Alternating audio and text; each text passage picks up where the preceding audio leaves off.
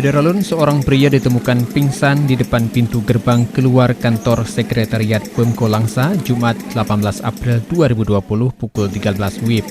Pria itu pertama kali dilihat warga melintas saat jalan sunyi bersamaan saat sedang berlangsungnya sholat Jumat dan aktivitas kantor juga sedang istirahat.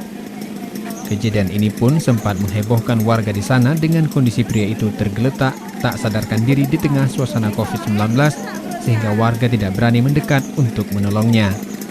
Tidak lama kemudian, aparat kepolisian datang mengamankan lokasi dan selanjutnya petugas medis langsung membawa pria itu ke RSUD Langsa dengan menggunakan ambulan.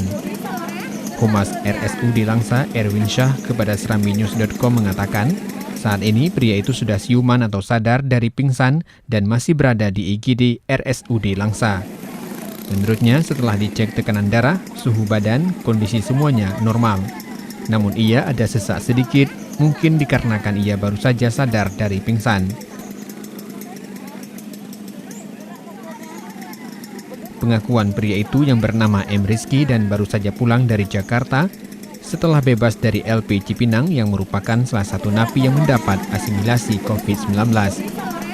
Sesampai di kota Langsa sebelum hendak pulang ke Sabang, ia bermalam di lapangan Merdeka pada Kamis 17 April 2020. Akan tetapi saat ia tidur, uang dan dompet miliknya hilang sehingga tak punya uang lagi untuk membeli makanan dan ongkos pulang ke Sabang.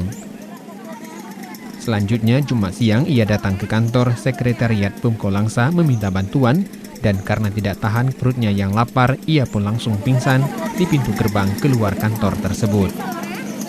Dari Langsa, Subir, Serambi On TV.